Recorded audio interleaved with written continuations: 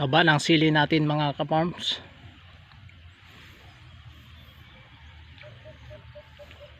Sobrang taba. Kaya lang ang delikado sa isang sili kapag sa sobrang tuloy-tuloy ang ulan, ito po ay delikado sa mga fungi, lalo na kapag hindi ka nakalagay ng mga pang protection sa sili para hindi po makadapo yung fungi.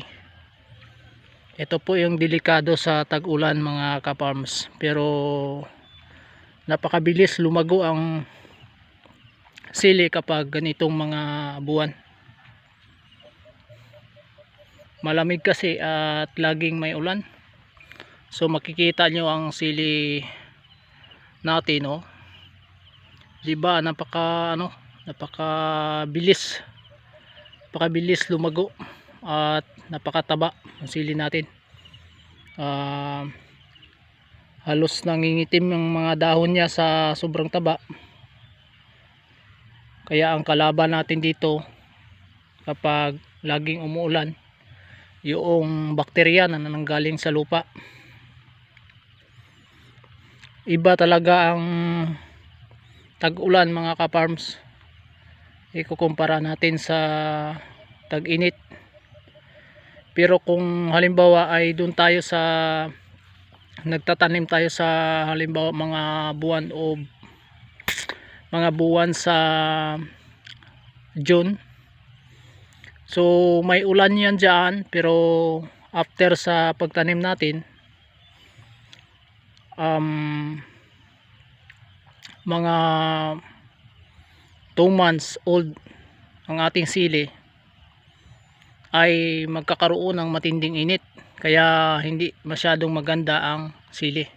Pero kapag bare month naman ang sili mo, medyo mahuli yan sa mataas na harbisan, pero tatama naman sa magandang pagtubo, kasi mas maganda para sa sili ang malamig. Kaya makikita mo sili namin ay, kung makikita nyo, ay masyadong mataba. Yung kahit yung bago lang yan, bago lang ito eh, hindi pa yan masyadong matagal sili natin, pero napakataba talaga. Ito nga marami na din ang bunga ng ating sili mga ka-farms, dahil ay mabilis ang paglago nito, dahil ay napakadami yung trabaho natin. So dito po sa ating sitawan ay hindi na po na masyadong naalagaan. Yan, so matinding damo na sa sitaw, at hindi maganda tingnan kapag maraming damo mga ka-farm. Mas maganda talaga kapag malinis, pero wala tayong magawa kasi sa sobrang busy, marami po tayong ginagawa araw-araw. Kahit ito yung bago nating sili, ay hindi po natin nahabol yung dadamo. Napakarami na din, bago pa lang yan na damuhan, pero ngayon ay marami na ding damo. Napakabilis ang damo nabubuhay kapag umuulan. Kaya pag malaki yung yung nataniman mo ng gulay, medyo maano ka talaga, maabutan ka ng mga damo yan. Pero dito banda mga ka-farm, hindi yan masyadong kasi itong lupa dito ay makikita nyo hindi pa huli yung mga sili dito, kasing lupa dito ay dati Okay naman yung lupa, hindi masyadong acidic, kaya lang ano yan dito naunahan sa damo, kaya nagkaganyan yung sili natin. Dito naman ay napakataba, ayan, sobrang taba. So makikita natin yung pinitasan natin nakaraang araw na linggo pa ngayon, bago pa lamang tayo nakapagpitas dito sa ating labuyo, pero makikita nyo ay mayroon ng mga hinog, ayan, ponting mga hinog yung sili natin. So siguro naman ay dadami talaga to, kasi dati ay hindi naman ganito kabilis. So Domingo pa yun, Domingo ngayon, linggo, napakabilis yung yung paghinog ng sili natin. Ito nga talian talaga to, kasi kapag hindi natin talian mga ka-farms ay hindi po tayo mahirapan tayo pagdaan dito.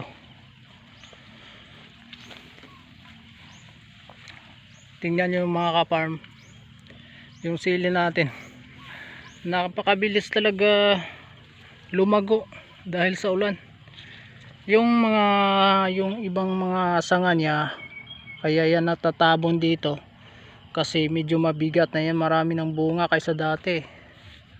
Yan o, makikita nyo mga farm, yun po ang nagpapabigat sa kanya, at kasama na din ulan. Dami mga ayan ang mga ka-farm, makikita mo, linggo pa lamang ngayon ay makikita na natin na mayroon ng mga hinog yung sili natin. Salamat tayo sa Panginoon na ganyan po yung sili natin, kasi ibig sabihin mas napakabilis yung natin, yung paghinog ng sili.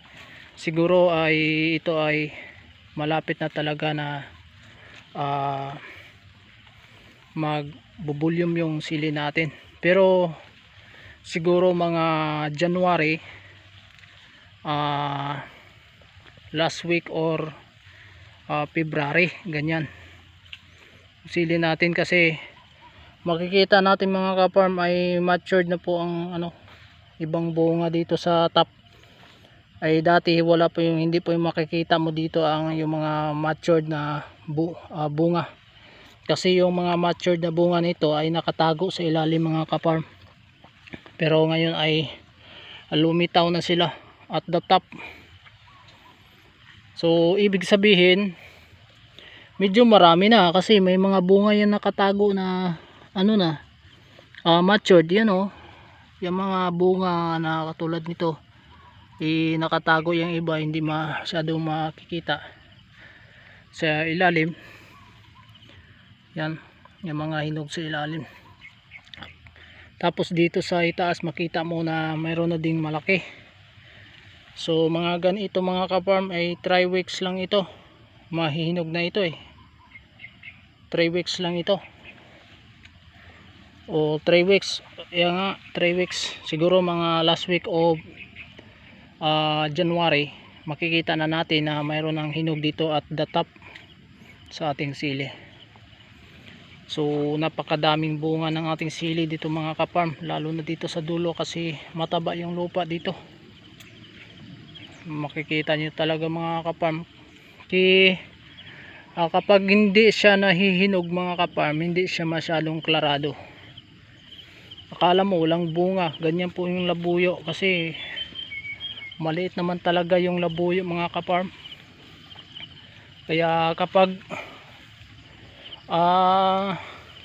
tinitingnan mo lang na nasa malayo ka, hindi mo makikita na may bunga. Pero lalapit ka, mas makikita natin kapag hinog na mga ka-farm. Mayroon din dito na sigang, isang puno yung dati nabubuhay dito. nakatago kasi yun eh. Ito, wala, hindi na po siya nagbunga kasi natabunan siya sa labuyo. Kasi ang labuyo ay napakabilis. Ito, natutumba na nga sa bigat ng bunga niya oh. Bigat. Ito malaki na oh. Ganyan mga laki. Ito 3 weeks lang ito. Sigurado mahinog na yan. 3 weeks. Yan. So yun oh, mga pula na doon oh. So dito tayo dadaan. Babalik tayo doon sa dulo. So sa nakaraang pitasan mga ka-farm ay naka-harvest tayo dito ng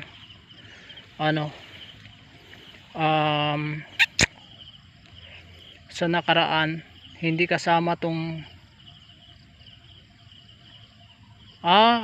yung harvest natin sa linggo na ito na hindi ko po na-reveal sa video natin na nagsasabi ko nagpa-harvest tayo. So naka-harvest tayo dito ng 65 kilos yung nakuha natin. So dati ay 35 lang yung malaki dito, pero na sa linggo nakaraang Biyernes nakakuha tayo ng 65 kilos yung nakuha natin. Ito nga mga ka-farm, Sunday pa lang ngayon, pero makikita natin na mayroon na pong mga hinog.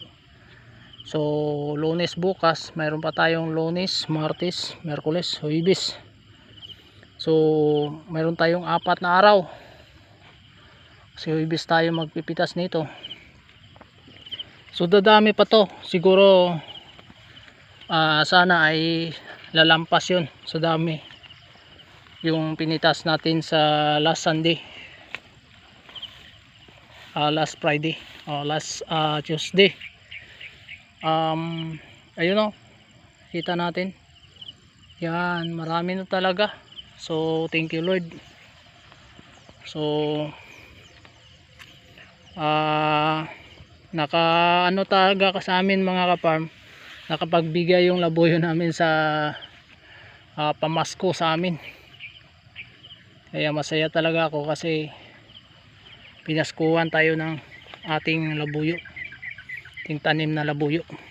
Pinigyan tayo ng Pasko, Paskwa. So ito yung mga natin. Kapag natalian na siya, maganda na siya tingnan mga ka-farm. Kasi pag nag-i-spray tayo, ito, di ba? Kaganda na tingnan, pero kung hindi natalian, hirap ka magdaan. Dito talaga hindi makikita masyado kung hindi mo sisilipin kasi hindi pa maraming hinog mga ka-farm. Ating sili. So ang mga hinog niya ay nasa itaas pa. Nasa ilalim, Ayun na po mga ka-farm, hanggang dito lang po ang video natin. Salamat sa inyong panonood. Huwag kalimutan i-share mga ka-farm ang ating video. Thank you po.